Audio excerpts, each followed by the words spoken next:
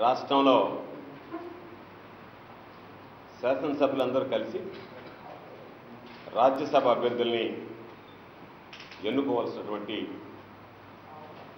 పరిస్థితుల్లో ఈరోజు ఉన్నటువంటి సంఖ్యాబలాన్ని బట్టి తెలుగుదేశం పార్టీకి 3, వైఎస్ఆర్ కాంగ్రెస్ పార్టీకి సంబంధించి ఒక్క అభ్యర్థి రాజ్యసభకు పంపించేటువంటి అవకాశం ఉంది. అయితే ఈ దేశ రాజకీయాల్లోనే వినూత్నమైనటువంటి సాంప్రదాయాలు, చెడు దృక్పథంతో ఎప్పటికప్పుడు కొత్త ఎత్తులతో రాజకీయ వాతావరణాన్ని కలుషితం చేసినటువంటి ఈరోజు మన ముఖ్యమంత్రిగా ఉన్నటువంటి చంద్రబాబు నాయుడు గారు దీనిలో కూడా రాజ్యసభకు అభ్యర్థులను పంపించేటువంటి విషయంలో కూడా నీతి మాలినటువంటి రాజకీయాలకు పూనుకోవడం అనేటువంటిది దురదృష్టకరమైనటువంటి విషయం. ఈరోజు స్పష్టంగా చాలా కాలంగా అనాదిగా తెలుగుదేశం పార్టీని నమ్ముకొని తెలుగుదేశం పార్టీలో ఉండేటువంటి వ్యక్తులందరినీ పక్కన పెట్టి వైఎస్ఆర్ కాంగ్రెస్ పార్టీ నుంచి ఫిరాయించినటువంటి ఎమ్మెల్యేలను ముందు కూర్చోబెట్టి మీకు సంబంధించినటువంటి శాసనసభ్యులు ఇంకెవరన్నా వస్తారా, వాళ్ళని తీసుకొస్తారా, వాళ్ళ ద్వారా 4వ సీటు కూడా కాజేసేదానికి అవకాశం ఉందా అనేటువంటి ఆలోచన చేయడం అనేటువంటిది రాజకీయాల్లో ఎంతవరకు సమంజసం అని చెప్పి ఈ సందర్భంగా ప్రశ్నిస్తున్నాం. ఈరోజు ముఖ్యమంత్రి గారు పోయినసారి పక్క రాష్ట్రానికి సంబంధించినటువంటి ఎమ్మెల్సీ ఎన్నికల్లోనే ఒక శాసనసభ అభ్యర్థికి ఒక ఓటు కోసం 5 కోట్ల రూపాయలు ఇవ్వడానికి సిద్ధపడి అడ్డంగా దొరికిపోయినటువంటి వ్యక్తి.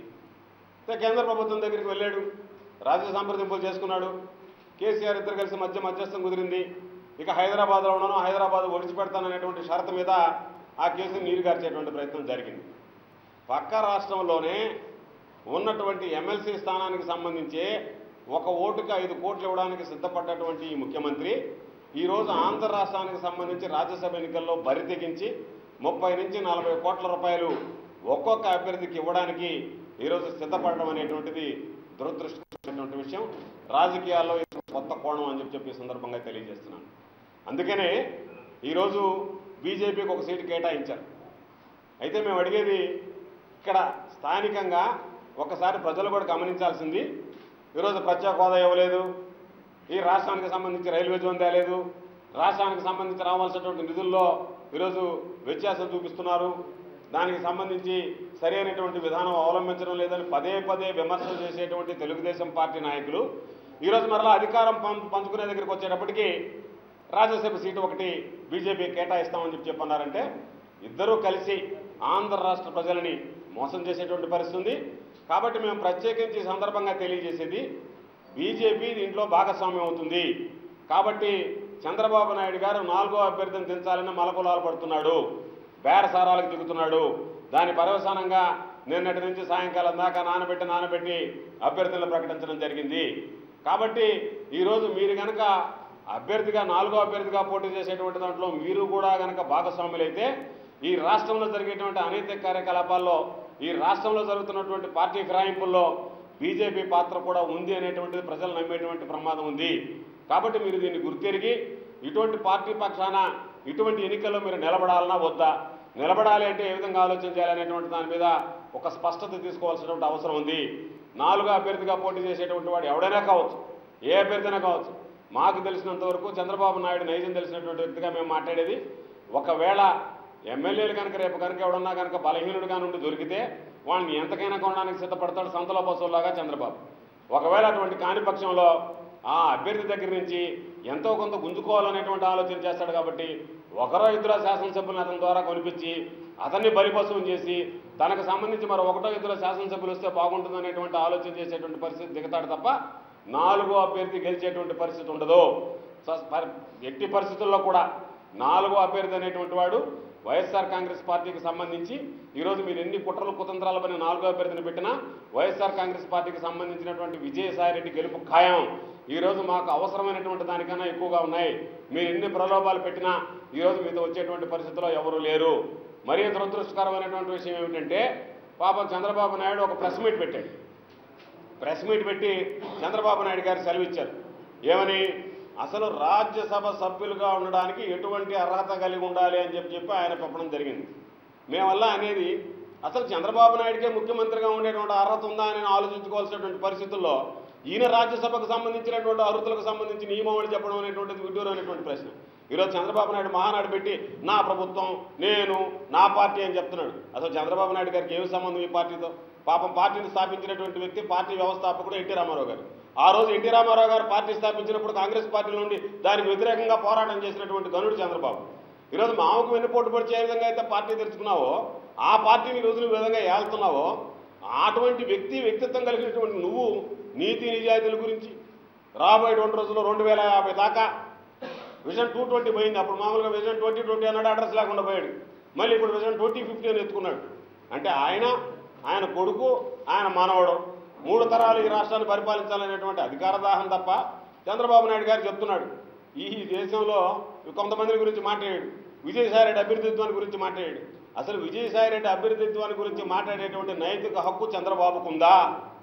రాష్ట్ర రాజకీయాల్లో రాజ్యసభ సభ్యులుగా ఈరోజు మేధావులు, విద్యావంతులను పంపించాల్సినటువంటి నువ్వు ఈరోజు కార్పొరేట్ లోన్లు తీసుకొచ్చి, కెప్టెన్స్ ఆఫ్ ద ఇండస్ట్రీస్ని తీసుకొచ్చి, కాంట్రాక్టర్ని తీసుకొచ్చి, పారిశ్రామికవేత్తలను తీసుకొచ్చి వాళ్ళందరినీ రాజ్యసభకు పంపిస్తే ఈరోజు రాజ్యసభకు నువ్వు పంపించినటువంటి అభ్యర్థులు ప్రజాస్వామ్య బ్యాంకుల దగ్గర నుంచి 100 కోట్లు 1000 కోట్ల రూపాయలు దోపిడీ చేస్తుంటే, వాళ్ళ మీద కేసులు పెడుతుంటే, అరెస్ట్ వారెంట్లు ఇస్తుంటే, కనీసం వాళ్ళ మీద రాజీనామా చేయించాల్సినటువంటి పరిస్థితులు లేకుండా మళ్ళా వాళ్ళని తిరిగి ఎంపిక చేయడం, మళ్ళా వాళ్ళతో బేరసారాలు మాట్లాడుకోవడం.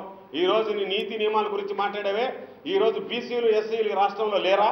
బీసీలకు, దళితులకు సంబంధించి కానీ, వెనకబడిన తరగతులకు సంబంధించి కానీ పదే ఉపన్యాసాలు ఇచ్చేటువంటి చంద్రబాబు అటువంటి వాళ్ళు రాజ్యసభకు పనికిరారా?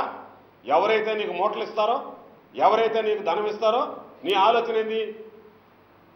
వైఎస్ఆర్ కాంగ్రెస్ పార్టీకి సంబంధించినటువంటి వాళ్ళని కొనడంలో భాగంగా ఈరోజు చంద్రబాబు నాయుడు గారు చేసేటువంటి ఘనకార్యం ఏంది? చంద్రబాబు నాయుడు చేసే ఘనకార్యం అభ్యర్థుల దగ్గర నుంచి డబ్బులు వసూలు చేయాలా, అది కొంత ఫండ్గా పెట్టుకోవాలా, కొత్తగా మరలా అభ్యర్థిని తెచ్చుకోవాలా, ఆ అభ్యర్థి దగ్గర కొంత ఫండ్ క్రియేట్ చేసుకోవాలా, ఈ రెండుతో కలిపి గ్యాంబ్లింగ్ ఆడాలా, హార్స్ ట్రేడింగ్ పోవాలా. ఇది తప్ప వేరే ఆలోచన ఉంది? ఈరోజు స్పష్టంగా ఒక బుక్ వేసాం, దీంట్లో ఆధారాలతో సహా ఉన్నాయి. 1,44,571 కోట్లు. ఇది ఇప్పటికీ 1/2016కి మళ్ళీ నిన్న 1000 కోట్ల భూభాగోతం చూసింది. అది కాక ఈ మధ్య మళ్ళీ 1/5 నుంచి ఈ నెలలో కాక మే 1వ తేదీ నాటికి మేము రిలీజ్ చేసినటువంటి బుక్లో ఆధారాలతో సహా యమకొట్టుడు ఏది మొత్తం ఎక్కడైతే ఉందో నువ్వు కొట్టేటువంటి సేల్డీళ్లు, నీ వ్యవహారం మేమేదో మామూలుగా చెప్పలా, ప్రతి ఒక్కటి చూపించాం. దీనికి సంబంధించి ఎక్కడెక్కడ ఎంతెంత జరిగిందనేటువంటి దాని మీద ఆధారాలతో సహా పెట్టాం. 1/5/2016 నాటికి 1,44,571 కోట్ల రూపాయలు గుమ్మాడు. మేము 1 రూపాయల కోట్ల. కాబట్టి ఆ డబ్బు ఈ డబ్బు అన్నీ కలిపి చంద్రబాబు నాయుడు మహా జోరు మీద ఉన్నాడు. మళ్ళీ చంద్రబాబు నాయుడు నీతి వాక్యాలంటే దెయ్యాలు వేదాలు వలించినటువంటి పరిస్థితులు తప్ప మరొకటి కాదు. ఈరోజు అందుకని 1,44,571 కోట్ల రూపాయల కుంభకోణంలో సూత్రధారి అయినటువంటి నువ్వు ఈరోజు నేను నీతివంతమైనటువంటి రాజకీయాలు చేస్తాను, పారదర్శకమైనటువంటి పాలన అందిస్తాను. మహానాడులో నువ్వు చేయాల్సింది ముందుగా ఈ రాష్ట్రంలో జరిగినటువంటి అవినీతి మీద, ఈ రాష్ట్రంలో జరిగినటువంటి అక్రాల మీద, ఈ రాష్ట్రంలో జరిగినటువంటి అన్యాయాల మీద తీర్మానాలు ప్రవేశపెట్టి చర్చకు పెడితే బాగుండేది తప్ప అవన్నీ పక్కన పెట్టి ఆత్మస్థుతి పరిణతితో నా ప్రభుత్వం చాలా ముందుకు పోతుంది, నేను చాలా కష్టపడి పనిచేస్తున్నాను అని చెప్పి ఈరోజు కరప్షన్ని అఫీషియలైజ్ చేసినటువంటి వ్యక్తి ఎవరన్నా ఉన్నాడంటే ఈరోజు ఉన్నటువంటి ముఖ్యమంత్రి గారు. ఈరోజు రెవెన్యూ కార్యాలయాలే కానీ ఎక్కడికి వెళ్ళినా సరే రేటు పెట్టి వసూలు చేస్తున్నారు పాస్బుక్. గతంలో ఎప్పుడు జరిగినటువంటి దాఖలాలు లేవు. ఎందుకంటే ఏదో సామెత ఉంది, ఆవు చేలో మేస్తే దూడ గట్టును మేస్తుంది అన్నట్టుగా. అసలు ముఖ్యమంత్రి సాక్షాత్తు కుంభకోణాల్లో నిందితుడైతే కింద ఉండేటువంటి స్థాయిలో ఉండేటువంటి కార్యకర్తలు అడిగేటువంటి పరిస్థితి ఉండదు. అసలు మామూలుగా దానికి సంబంధించి అధికారులు ప్రశ్నించేటువంటి పరిస్థితి ఉండదు. కాబట్టి ఈ విధమైనటువంటి పరిపాలన అందిస్తా, పారదర్శకమైనటువంటి పరిపాలన అందిస్తానని చెప్పేటువంటి ముఖ్యమంత్రి ఈరోజు మహానాడులో ప్రసంగాలు ఇంటే దెయ్యాలు వేదాలు వల్లించినటువంటి సామెతగా ఉన్నాయి. ఈరోజు రాజ్యాంగాన్ని అపహాసం చేశాడు. ఈరోజు అన్నారు చాలామంది పారదర్శకమైనటువంటి పాలన అందించాడు చంద్రబాబు అని. మేము అడుగుతున్నాం, పారదర్శకత అంటే నీరు చెట్టులో 1000 కోట్ల రూపాయలు మీ కార్యకర్తలు నాయకులు దోపిడీ చేయడం పారదర్శకత. ఈరోజు నువ్వు పెట్టినటువంటి వాటర్ రిజర్వ్స్ అసోసియేషన్ చట్టాన్ని పక్కన పెట్టి ఎవరికి సంబంధం లేకుండా, రైతులకు సంబంధం లేకుండా రైతులను పక్కన పెట్టి నియంత్రిత పోకడలతో నీకు సంబంధించినటువంటి వ్యక్తులు నియామకం పూర్తి చేసుకొని నేను రాజ్యాంగబద్ధంగా ఎన్నికలు నిర్వహించి వాళ్ళందరినీ నియమించానని చెప్పి వాళ్ళ పేరుతో ఈరోజు ప్రతి నీరు చెట్టుకు సంబంధించి వాళ్ళ పేరుతో పనులు ఇస్తా ప్రతి గ్రామానికి సంబంధించినటువంటి కార్యకర్తకి ఈరోజు పంపిణీ చేసేటువంటి కార్యక్రమం చేసే ప్రభుత్వ నిధులు, అది నీ పారదర్శకత. నేనేదో ఇస్తున్నానని చెప్పి నీ ఫోటో వేసుకుని ఇవ్వడం అనేటువంటిది పారదర్శకత. నీకు సంబంధించినటువంటి వాళ్ళకి జన్మభూమి కమిటీల ద్వారా ఇళ్ళు ఇవ్వడం అనేటువంటిది పారదర్శకత. నీకు సంబంధించినటువంటి వ్యక్తులకు లోన్లు ఇవ్వడం అనేటువంటిది పారదర్శకత. ఇదే నీ పారదర్శకత పాలన? దీనికి సమాధానం చెప్పాల్సినటువంటి అవసరం ఉంది. కాబట్టి ఈరోజు ఎవరు ఎన్ని అనుకున్నా సరే, అదేమంటే మీడియాలో వచ్చేస్తున్నాయి కథనాలు. గోవర్ధన్ రెడ్డి వెళ్ళిపోతున్నాడు, ప్రతాప్ రెడ్డి మాట్లాడేసాడు, సంజీవ్ వెళ్ళిపోతున్నాడు, ఇంకొక ఆయన వెళ్ళిపోతున్నాడు, ఎవరు మాట్లాడా సరే ఆయన నేను వెళ్ళిపోతున్నాడు పార్టీలో నుంచి అని చెప్పి. కాబట్టి మేము స్పష్టంగా అనేక సందర్భాల్లో చెప్పాము, ఎవరన్నా బలహీనలో లేకపోతే ఏదన్నా డబ్బు కాసిపడేటువంటి వాళ్ళు, ప్రతి ఒక్కరిలో కొంత బలహీనత ఉండొచ్చు, అటువంటి వాళ్ళు మొత్తం వెళ్ళిపోయారు, ఫిల్టర్ అయిపోయారు. కాబట్టి మేము ఎవరం కూడా తల్లిపాలు దాకా రొమ్ము గుద్దేటువంటి నీచులం కాదని పదే పదే చెప్పడం జరిగింది. ఈరోజు మేము వైఎస్ఆర్ కాంగ్రెస్ పార్టీ శాసనసభ్యులుగా వెళ్ళాం, వైఎస్ఆర్ కాంగ్రెస్ పార్టీ శాసనసభ్యులుగా ఓట్లు అడిగాం, జగన్మోహన్ రెడ్డి గారి బీభారంతో గెలిచాం. కాబట్టి మేము అందరం కూడా ఈరోజు పార్టీకి ఉన్నటువంటి 48 మంది శాసనసభ్యులు, 50 మందిలో ఇద్దరు వెళ్ళిపోయినా 48 మంది శాసనసభ్యులు ఉన్నాం. మాకు కావాల్సినటువంటి సంఖ్య కన్నా ఎక్కువ సంఖ్యాబలం మాకుంది. కాబట్టి ఎట్టి పరిస్థితుల్లో కూడా రాబోయేటువంటి ఎన్నికలు కనుక జరిగితే బహుశా మేము అనుకుంటున్నాం చంద్రబాబు నాయుడుకి బలం లేదు కాబట్టి, చంద్రబాబు నాయుడు నవ్వులు పాలయ్యేటువంటి పరిస్థితి ఉంది కాబట్టి అభ్యర్థిని పెట్టబోడేమో అనుకుంటున్నాం. అయినా సరే బేరసారాలకు దిగడం అనేటువంటిది, ముఖ్యమంత్రి స్థాయిలో ఉండేటువంటి వ్యక్తి ఈరోజు బేరసారాలకు దిగడం అనేటువంటిది దుర్మార్గమైనటువంటి విషయం, దురదృష్టకరమైనటువంటి విషయం.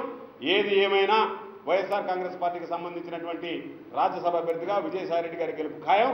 మేమందరం కూడా ఏకపక్షంగా నిలబడి విజయసాయిరెడ్డి గారి గెలుపుకు కృషి చేయడం జరుగుతుందని చెప్పి సందర్భంగా తెలియజేస్తాం. అంటే జలీల్ ఖాన్ ఈరోజు మాట్లాడేటువంటి మాటలకి విలువ ఉంది అంటే, ఈరోజు మనం జలీల్ ఖాన్ గురించి మాట్లాడుకోవాలంటే వైఎస్ఆర్ కాంగ్రెస్ పార్టీలో జగన్మోహన్ రెడ్డి గారు బీఫార్మ్ ఇచ్చారు కాబట్టి జలీల్ ఖాన్ ఎమ్మెల్యే అయి మాట్లాడేటువంటి అర్హత సంపాదించాడు. అసలు లేకపోతే జలీల్ ఖాన్ అనేటువంటి వాడికి మాట్లాడేటువంటి అర్హత కూడా ఉండేది కాదు ఈరోజు. అయితే ఆయన్ని ఆ పెద్ద మనిషి చెప్పాల్సింది, ఎవరు ఆయనతో టచ్లో ఉండరు, ఎవరు ఆయనకు ఓటేస్తానన్నాడు, ఎవరి ద్వారా ఓట్లు సంపాదించి. ఎందుకంటే ఈరోజు అందరినీ వదిలేడు, దళారులు వచ్చేసారు మధ్యలో, పాపం బంధువులందరూ తిరుగుతున్నారు. అయ్యా మీరు కనుక వస్తే నాకేదో పని ఇస్తా అంటే చంద్రబాబు, మీరు తెలుగుదేశం పార్టీలో చేరితే నేను బాగుపడిపోతా, లేదా నాకేదో 50 లక్షలు కమిషన్ ఇస్తా అంట నా కుటుంబం స్థిరపడిపోతానని. కాబట్టి ఆ దళారు ఉద్యోగం చేసేటువంటి వాళ్ళలో బహుశా జలీల్ ఖాన్ కూడా ఒకటి చేస్తున్నట్టు ఉంటాడు, మీడియేషన్ చేసేటువంటి దాంట్లో. ఏదన్నా వస్తే మొన్న కొట్టింది కాకుండా అదనంగా ఏదన్నా 10 రూపాయలు సంపాదించుకోవచ్చు అనేటువంటి ఆలోచనలు ఉండి ఆ మాట మాట్లాడుతున్నాడు తప్ప, జలీల్ ఖాన్ దగ్గరికి పోయి అయ్యా మేమందరం నీకు సిద్ధంగా ఉన్నాం ఓట్లు వేస్తామని చెప్పినానని పోయినటువంటి శాసనసభ్యులు అంటారని కూడా నేను అనుకోను. జలీల్ ఖాన్ నమ్మి, జలీల్ ఖాన్ ఎందుకంటే కాంగ్రెస్ నుంచి తెలుగుదేశం నుంచి చేయకపోయినటువంటి అటువంటి జలీల్ ఖాన్ నమ్మి అయ్యా మేము వచ్చి నీతో ఓట్లు వేస్తామని చెప్పని బహుశా వైఎస్ఆర్ కాంగ్రెస్ పార్టీ నుంచి ఫిరాయించినటువంటి ఎమ్మెల్యేలు కూడా జలీల్ ఖాన్తో మాట్లాడతారని నేను అనుకుంటాను. చెడు సాంప్రదాయాల్ని ప్రవేశపెట్టినటువంటి వ్యక్తి చంద్రబాబు నాయుడు. ఎవరు చెప్పినా సరే ఈ రాష్ట్రంలో శాసనసభ్యుల్ని క్యాంపు రాజకీయాల వైపు మళ్లించినటువంటి ఘనత ఎవరిది?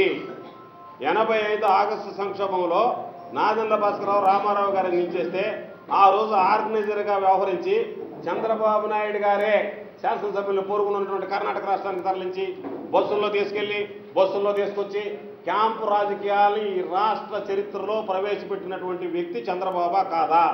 అయితే ఈరోజు ఎవరు క్యాంపు రాజకీయాలు పెట్టలే.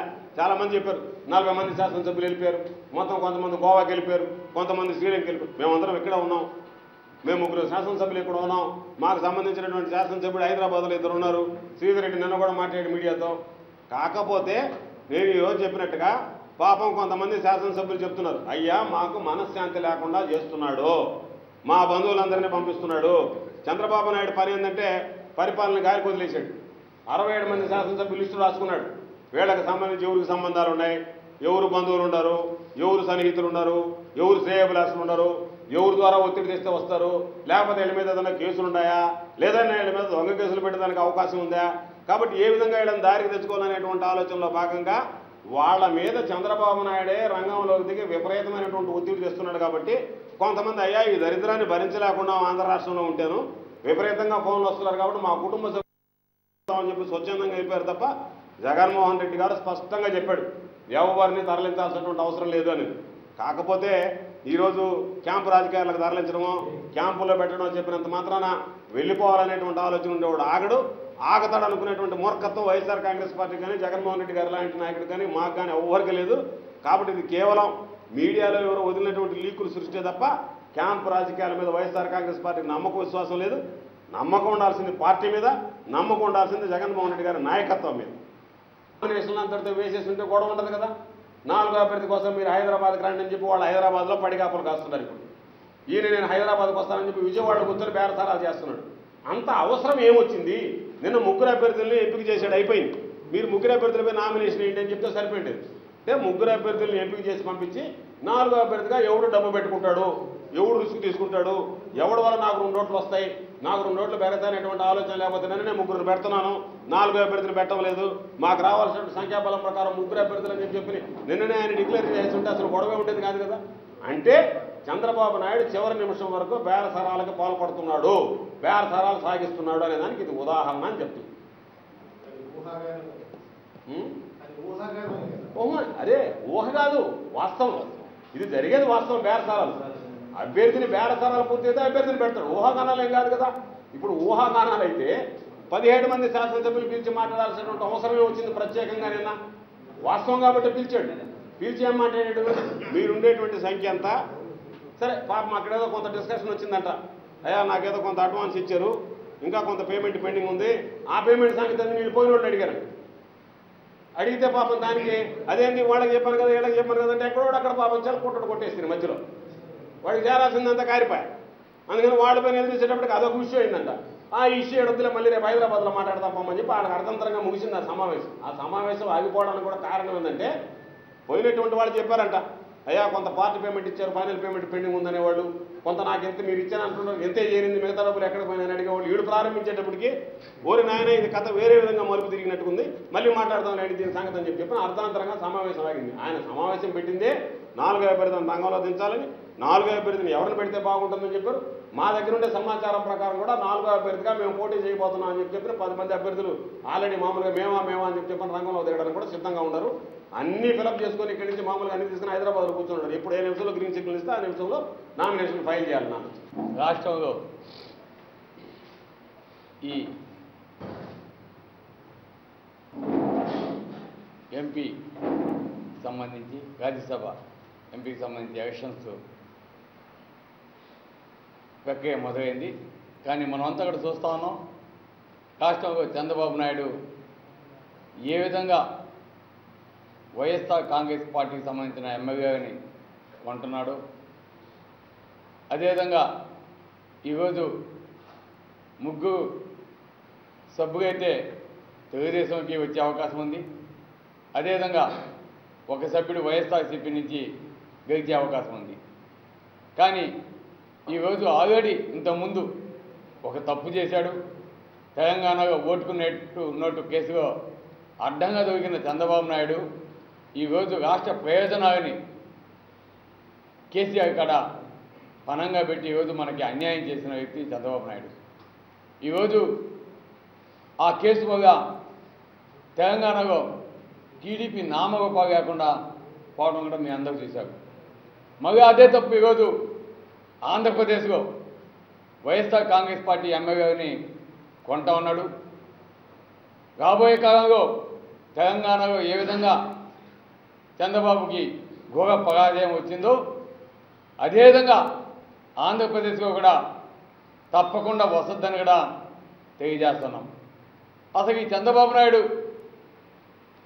ఎలక్షన్స్లో గెలిచినప్పుడు చాలా గొప్పగా చెప్పుకున్నాడు. ఏం చెప్పుకున్నాడు? నాకు చాలా ఎక్స్పీరియన్స్ ఉంది, రాష్ట్రాన్ని అభివృద్ధి పదవిలో తీసుకోపోగలను, నేను ఇచ్చిన వాగ్దానాలన్నీ కూడా నెరవేర్చగలను అని చెప్పడం జరిగింది. జనాలంతా కూడా ఒక విధంగా ఆయన మాట నమ్మి ఓట్లేసి గెలిపించారు. ఈరోజు ఆయన అనుభవం ఏమైంది? ఆయన అనుభవాన్నంతా ఈరోజు అడ్డదారులు, అవినీతికి, వీటన్నిటికీ ఉపయోగిస్తున్నాడే తప్ప రాష్ట్ర అభివృద్ధి కోసం ఎక్కడ కూడా ఉపయోగపెట్టిన సందర్భాలు మనకైతే కనిపించడం లేదు. ఈరోజు ఆయనకు అంత అనుభవం ఉంటే ఈరోజు రైతులు ఆత్మహత్యలు చేసుకున్నారు. ఆత్మహత్యలు కాకుండా ఏ విధంగా రైతాంగాన్ని కాపాడాలా అని వాటికి ఉపయోగించాలి ఆయన అనుభవాన్ని. లేదంటే ఈరోజు ఆంధ్రప్రదేశ్లో నీరు లేవు, అదేవిధంగా ఎండగకి ఎంతోమంది చనిపోతున్నారు. వాళ్ళందరినీ కూడా ఏ విధంగా ఆదుకోవాలనే దానికి ఆయన అనుభవాన్ని యూజ్ చేయాల్సింది. అదే కాకుండా ఈరోజు ఆయన అనుభవాన్ని ఎప్పుడో చాలా సంవత్సరాల కిందట బయట కవి అనే వ్యక్తి చనిపోతే ఈరోజు వాటన్నింటినీ కూడా రావనెత్తి అరాచకాలు సృష్టించేదానికి ఆయన అనుభవాన్ని యూజ్ చేస్తూ ఉన్నాడు. అదేవిధంగా ఆయన అనుభవాన్ని ఈరోజు అవినీతి డబ్బు ఏ విధంగా సంపాదించాలా, రాష్ట్రాన్ని ఏ విధంగా దోచుకోవాలా అని ఆయన అనుభవాన్ని యూజ్ చేస్తున్నాడే తప్ప రాష్ట్ర ప్రజల కోసం రాష్ట్రాన్ని బాగు చేయాలని ఏమాత్రం ఏ కోసన ఆయన రక్తంలో లేదు. గోవర్ధన్ రెడ్డి అన్న చెప్పినట్టు ఈరోజు సొంత మావని ఆయన వెన్నుపోటు పొడిచాడు. కావాలంటే అధికారం కోసం ఒకవేళ ఆయన కొడుకు ఏదైనా అధికారం కోసం ట్రై చేస్తే ఆయన కొడుకును కూడా మట్టు పెట్టేదానికి చంద్రబాబు నాయుడు ఏమాత్రం వెనకాడని వ్యక్తి అని మేము దగ్గర తెలియజేస్తున్నాం. ఈరోజు సొంతగా పశువుని కొన్నట్టు ఎమ్మెల్యేను కొంటున్నాడు. ఈ విధంగా అరాచకాలు సృష్టిస్తూ ఉన్నాడు.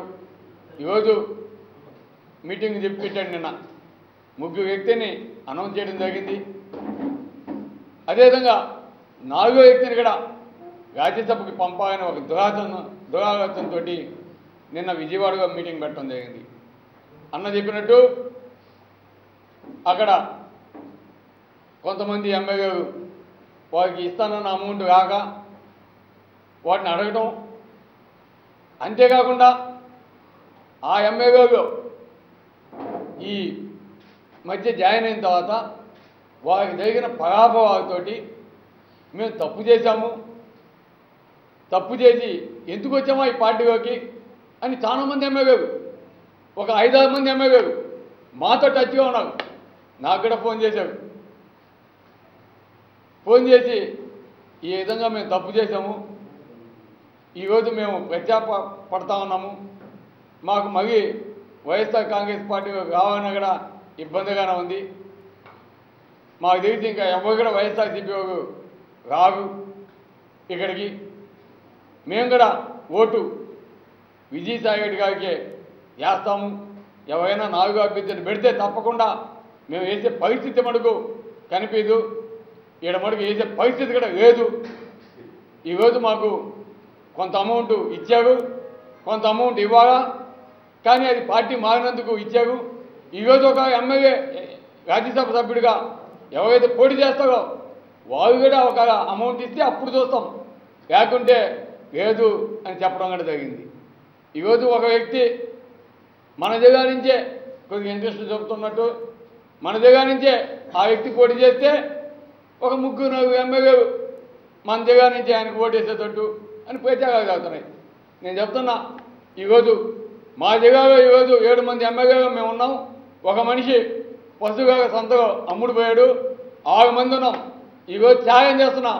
ఈ 6 మందిలో ఎవరైనా సరే ఆ వ్యక్తి నిలబడితే ఆ వ్యక్తికి కానీ ఓటేస్తే నేనైతే రిజైన్ చేస్తాను. ఏమని చూపిమని ఒక్క ఓటు తీసుకోమని చెప్పండి, త్యాగం చేస్తున్నా.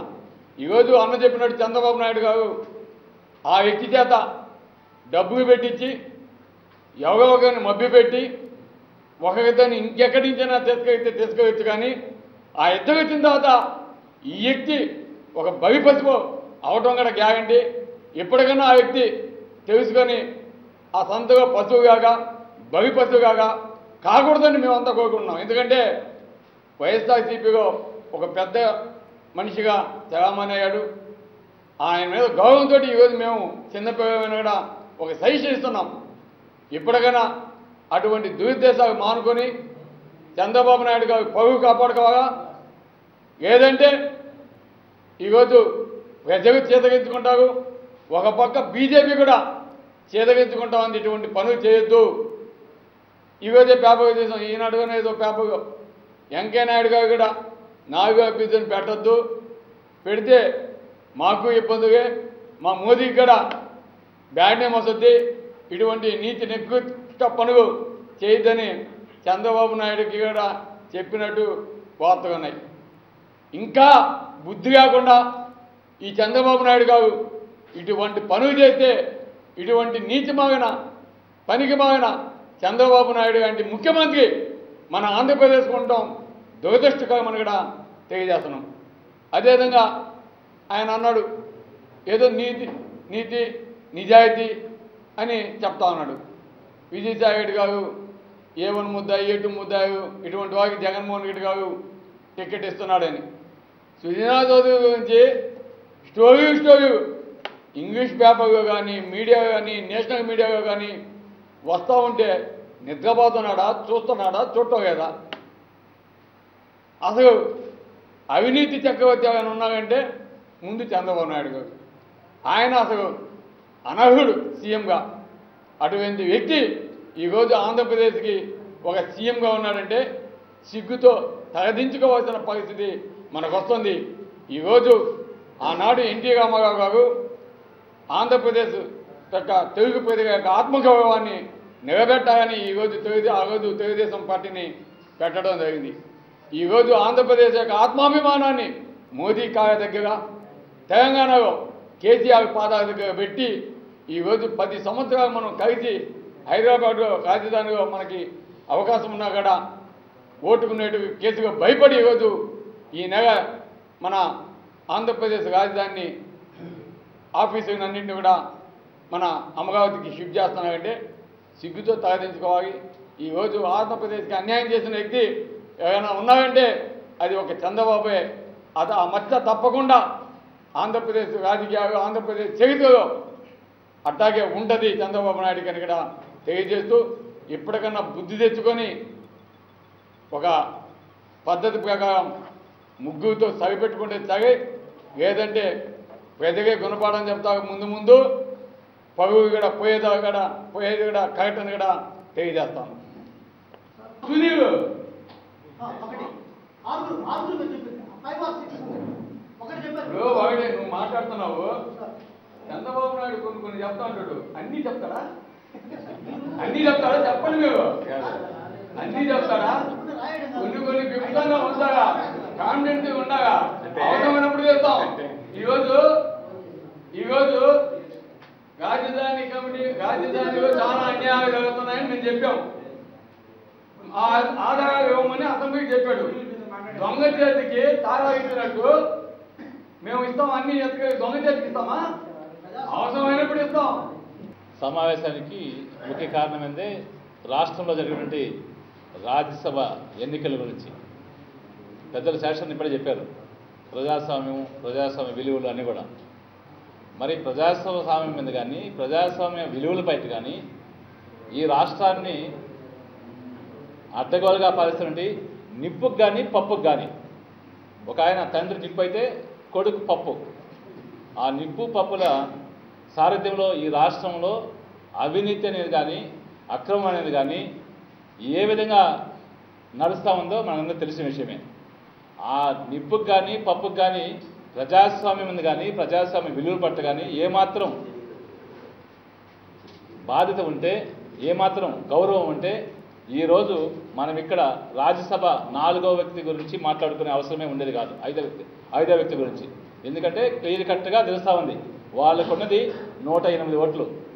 108 ఓట్లు అయితే వాళ్ళకున్న 102తో పాటు బీజేపీకి ఉన్నటువంటి 4 ఇండిపెండెంట్ 4 ఇద్దరిని వాళ్ళు తెచ్చుకున్నారు కాబట్టి 108 ఓట్లతో 36 ఓట్లకి ఒక రాజ్యసభ సభ్యుడికి 36 ఓట్లు కావాలి కాబట్టి 108 ఓట్లతో 3 సరిపోతున్నాయి. ఎక్కడైతే మీరు అధ్యక్షుల గారు కానీ ప్రతాపని చెప్పినట్టు ఇక్కడ విలువలకి తిరోధకాలు ఇచ్చి వైఎస్ఆర్ కాంగ్రెస్ పార్టీ సిద్ధాంతాలని చెప్పుకొని ఈ పార్టీ యొక్క విలువలతో, ఈ పార్టీ యొక్క గుర్తుతో గెలిచి అనైతికంగా ఆ పార్టీలోకి పోయారో ఆ పార్టీలో నుండి ఆ 17 మందిని కలుపుకొని మళ్ళీ 4వ సీటు కొరకు ఇంకొక అక్రమానికి, ఇంకొక అన్యాయానికి మళ్ళీ ఒడిగట్టడానికి ఏ ప్రయత్నం చేస్తారో అది జరిగి ఉండేటువంటి పరిస్థితే కాదు. అలాంటి సందర్భంలో మనం ముఖ్యమంత్రి గారి గురించి కానీ ముఖ్యమంత్రి గారి కొడుకుల గురించి కానీ మాట్లాడుకోవాల్సిన అవసరమే లేదు. ఎందుకంటే వాళ్ళకి విలువలు లేవు, ఎలాంటి సిగ్గు కూడా లేదు. ప్రజలు గమనిస్తూ ఉన్నారు. ఈ ప్రజాస్వామ్యంలో మనము కొంతైనా నిబద్ధగా ఉండాలన్న జ్ఞానం కానీ వాళ్ళకు ఉండే పరిస్థితి కాదు. నిన్న 3 రోజులు అక్కడ మహానాడు పెడితే మహానాడులో శ్రీరామ జపం చేసినట్టు నామ జపం చేసినట్టు జగన్మోహన్ రెడ్డి గారు జపం చేశారు, కానీ ఇంకేమన్నా మాట్లాడారు అక్కడ? అంటే జగన్మోహన్ రెడ్డి గారు అంటే ముఖ్యమంత్రి గారికి కానీ వాళ్ళ పార్టీ లీడర్స్ కానీ అంత భయం ఉంది. ఇంకా ఉండే కాలం మూడు సంవత్సరాలే మనం ఉండేది. 3 సంవత్సరాల తర్వాత మనం కరుమరుగైపోతామేమో భయంతో ఏదో విధంగా మభ్యపెట్టాలా, ప్రజల్ని మోసగించాలని ఒక ఉద్దేశంతో వాడు మాట్లాడారు. కానీ ఈ రాష్ట్రం యొక్క భవిష్యత్తు పట్ల కానీ, ఈ రాష్ట్రం యొక్క అభివృద్ధి పట్ల కానీ, ఈ రాష్ట్రానికి ఆ ఎగువ రాష్ట్రమైనటువంటి తెలంగాణ అనేక కృష్ణా గోదావరి పైన ప్రాజెక్టులు కడుతుంటే వాటిని నిలుపు చేయాలని కానీ ఎలాంటిది సంబంధం లేదు. ముఖ్యమంత్రి గారు మాట్లాడతారు మరీ నిస్సిగ్గుగా, ఏమంటే నీతిమాలిన రాజకీయాలు చేస్తూ కూడా నీతిని గురించి మాట్లాడతారు. ముఖ్యమంత్రి గారు నీతిని గురించి మాట్లాడే అర్హత లేదు ఆయనకి. ఆయన చేసే అవినీతి గురించి మాట్లాడే అర్హత లేదు. ఆయన చేసినంత నీతిమాలిన పనులే, అవినీతి పనులే. ఆయన చెప్తారు మేము 6 గంటలు ప్రశాంతంగా నిద్రపోతాను, నీతివంతంగా ఉన్నాం కాబట్టి ప్రశాంతంగా నిద్రపోతాను. నిజంగా ప్రశాంతంగా నిద్రపోతాను అంటే నీతి ఉండి కాదు ఆయన నిద్రపోయేది. ఎందుకంటే ఒక కూలీకోరు ఉన్నాడు అనుకోండి, వాడికి హత్యలు చేసి అలవాటే. 4 హత్యలు చేసిన వాడు ప్రశాంతంగా నిద్రపోతాడు. ఎందుకంటే పనిలో పనేది, రోజు ఆయన వృత్తి అది, అదేది ఈ వృత్తే అవినీతి, మరి ప్రశాంతంగా నిద్రపోతాడు. ఎవడైనా కూడా పొరపాటున తప్పు చేస్తే ఆ రాత్రి నిజంగా నిద్రపోం. మనం ఎవడన్నా కరెక్ట్గా వాడు కొట్టేసిన కూడా పొరపాటున నీతివంతమైన వాడు, నిజంగా మంచి వ్యక్తి, పక్కవాడిని పొరపాటున ఒక దెబ్బ కొట్టినా కూడా ఆ రాత్రి అంతా నిద్రపోడు. ఎందుకంటే నిద్ర పడదు. నేను తప్పు చేశాను మనస్సాక్షి గద్దిస్తూ ఉంటుంది అతన్ని. నిద్రపోడు. ఈయనకేముంది, నిద్ర లేచినప్పటి నుంచి మళ్ళీ పడుకోదాకా చేసే పని అంతా కూడా నీతి పనులు, నీతి బాహ్యమైన చర్యలు, అవినీతి పనులు, కూనికోరు పనులు అన్నీ చేసినటువంటి వ్యక్తి ప్రశాంతంగా నిద్రపోతాడు. ఆయన దైనందిన జీవితంలో ఒక భాగం ఎంత కూడా అవినీతి అనేది కానీ, నీతిమాలిన పనులు కానీ అన్నీ కూడా ఆయన దైనందిన జీవితంలో ఒక భాగం. పొద్దున్న లేచి సాయంకాలం అదే పని చేస్తారు కాబట్టి ప్రశాంతంగా నిద్రపోతాడు. ముఖ్యమంత్రి గారు ఒప్పుకుంటున్నారు దానికి. నిజంగా మన అందరూ తెలిసిన విషయమే. నిజంగా ఈ కొండలను కూడా గుండె మీద చేసుకుంటే ముఖ్యమంత్రి గారు ఎంత అవినీతిపరుడో, ఎంత అక్రమార్కుడో మనకు అందరూ తెలిసిన విషయమే. కానీ నిస్సిగ్గుగా, నిర్భయంగా ప్రజలున్నారు, ప్రజలు కూడా తెలుసుకుంటూ ఉంటారు అని ఏమాత్రం భయం లేకుండా నిస్సిగ్గుగా ఎవడైనా మాట్లాడతాడంటే, ఇలాంటి సమావేశాల్లో కూడా ఏమైనా తప్పు చేసినవాడు ఒకరు మాట్లాడాలంటే ఒకరు ఆలోచిస్తాడు. ఒరే మనం ఇన్ని తప్పులు చేస్తున్నాము, ఈ తప్పుల్లో వాళ్ళందరూ కూడా తెలుస్తూ ఉంది, వీళ్ళు కూడా ఆకాశం నుంచి ఊడిపల్ల మనందరూ కూడా మనం చూస్తాం. రోజు పేపర్లో చూస్తాం, రోజు ఏం జరుగుతుంది ఈ ప్రపంచంలో, ఈ దేశంలో ఏం జరుగుతుంది, ఈ రాష్ట్రంలో ఏం జరుగుతుంది, రోజు గమనిస్తాను. మరి ఈ గమనించే క్రమంలో మనం తప్పుల్ని యథేచ్ఛగా నిర్భయంగా చెప్తున్నాడంటే అంత ముఖ్యమంత్రి గారి కంటే ఈ రాష్ట్రంలో ఇంకొక వ్యక్తి లేడు. అబద్ధాన్ని ధైర్యంగా చెప్పి నిజంగా ఎవరైనా కూడా ఆలోచిస్తాడు. మనం అబద్ధం చెప్తే ఎదుటి వ్యక్తి మన గురించి మనసులో అయినా అనుకుంటాడేమో, ఈ ముఖ్యమంత్రి గారు నేను చెప్తున్నానని మనసులో అయినా కూడా మనకి ఎదురుగా చెప్పలేకపోయినా, మా ఈ ముఖ్యమంత్రి గారి గురించి చెప్పలేకపోయినా మనసులో అయినా మనం చెడు గురించి మనం చేసే చెడు గురించి మాట్లాడుకుంటాడేమో అన్న భయం ఉంటుంది. చెప్పే దాంట్లో కొద్దిగా తగ్గి చెప్తారు. కానీ ముఖ్యమంత్రికి ఎలాంటి భయం లేదు. పూర్తిగా నిస్సిగ్గుగా, నిర్భయంగా ఎదుటి వారిని మోసం చేసేదానికి, ఎదుటి వారికి చెప్పేదానికి ఎలాంటి భయం లేకుండా చెప్పేటువంటి మన ముఖ్యమంత్రి గారు అని మనం అందరం గమనించాలి. ముఖ్యమంత్రి గారు కళ్ళు కంటున్నారు, పగటి కళ్ళు. ఈ వైఎస్ఆర్ కాంగ్రెస్ పార్టీని మనము 19లో నామరూపం లేకుండా చేసేస్తాము, దీన్ని నిర్మూలిద్దాము, ఎన్ని కోట్లు పెట్టినా సరే ఎమ్మెల్యేలను కొనుక్కునేస్తే ఈ పార్టీ నిర్వీర్యం అయిపోతుందని. తెలంగాణలో నీకు బలం లేదు, ప్రజాబలం లేదు కాబట్టి నిర్వీర్యం అయిపోతుంది. ప్రజాబలం లేదు కాబట్టి నీ ఎమ్మెల్యేలందరూ కూడా వెళ్ళిపోతున్నారు తెలుగుదేశానికి. కానీ ఈడది పరిస్థితి కాదు.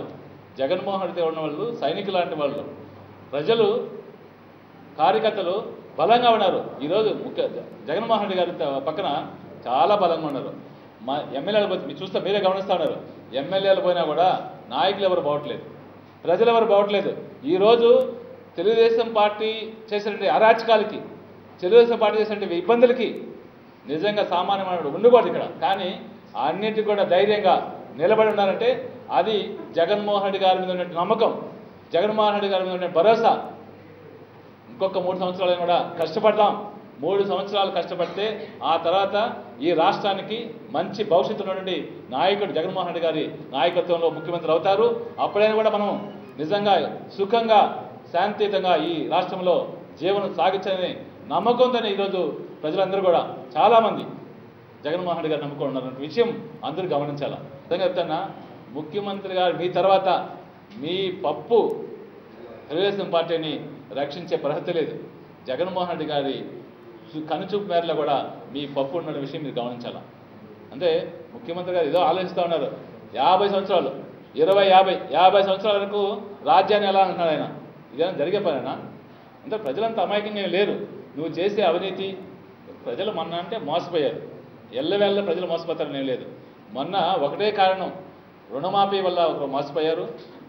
రెండో కారణం అంటే ప్రజలు ముఖ్యమంత్రి గారి గురించి ఒక అనుభవమైనటువంటి వ్యక్తి, సహజం మనం అనుకోలేదు, అనుభవం ఉంది. జగన్మోహన్ రెడ్డి గారు కొత్తగా రాజకీయాలకు వచ్చారు, యువకుడు, మరి ఈ అనుభవం తక్కువ ఉందేమో అనే ఉద్దేశంతో ఒక చిన్న ఇది ఉంది కాబట్టి నిన్ను ముఖ్యమంత్రి చేసి రాష్ట్రాన్ని ఏమైనా గాడిలో పెడతారేమో పొరపాటు పడి మమ్మల్ని ముఖ్యమంత్రి చేశారు. కానీ మీరు ఈ రాష్ట్రాన్ని ఇంకా దోసిపెడతారని అనుకోలేదు వాళ్ళు. ఈరోజు రాజధాని ముసుగులో ఎన్ని కోట్ల రూపాయలని నువ్వు దోచుకుతింటున్నావో ప్రజలందరూ గమనిస్తూ ఉన్నారు. కాబట్టి మీకు 2019 సంవత్సరమే తెలుగుదేశం పార్టీకి చివరి ఎన్నికలు అవుతాయని మాత్రం ముఖ్యమంత్రి గారు గమనించాలి. కాబట్టి జగన్మోహన్ రెడ్డి గారి పార్టీ కానీ, జగన్మోహన్ రెడ్డి గారి అభిమానులు కానీ, జగన్మోహన్ రెడ్డి గారిని అభినందించే ప్రజలను కానీ మీరు ఎల్లకాలం మోసం చేయలేరన్న విషయాన్ని గమనించుకోవాలి. అదే కాకుండా రేపు రాజ్యసభ ఎన్నికలు అనేది మాకు నల్లేరు మీద నలక. మాకు 50 మంది ఎమ్మెల్యేలు ఉన్నారు. మా దగ్గర నుంచి అనైతికంగా 17 మంది ఎమ్మెల్యేలు ఉన్నప్పటికీ ఇంకొక ఇద్దరు కూడా వెళ్ళిపోతున్నారు, పర్వాలేదు, 48 మంది ఉన్నారు. మాకు 36 ఓట్లు ఉంటేనే మేము రాజ్యసభను గెలుచుకునే పరిస్థితి. మరి ఈ చిన్న విషయాన్ని కూడా ముఖ్యమంత్రి గారు గమనించకుండా మరీ పోటీ పెడతానంటే అంటే ఏ అవినీతి సొమ్ముతో మీరు ఎమ్మెల్యేలని ఇంకా ప్రలోభ పెట్టి మీరు గెలవాలనుకున్నారో ఈరోజు చెప్పాల్సిన అవసరం ఉంది. నిజంగా ఈరోజు చెప్తున్నాము, ముఖ్యమంత్రి గారికి ప్రజాస్వామ్య విలువల పట్ల ఏమాత్రం గౌరవం ఉన్నా రాజ్యసభకి 5వ వ్యక్తిని, వాళ్ళ 4వ వ్యక్తిని పోటీ పెట్టడని నమ్ముతా ఉన్నాం. ఆయనకి ఆ విలువల పట్ల ఇప్పటికి కూడా నమ్మకం లేకపోతే 4వ వ్యక్తి పెట్టండి. 4వ వ్యక్తి పెట్టిన తర్వాత శృంగభంగం అయితే మాత్రం వాస్తవమని ఈ సందర్భంగా తెలియజేస్తాను.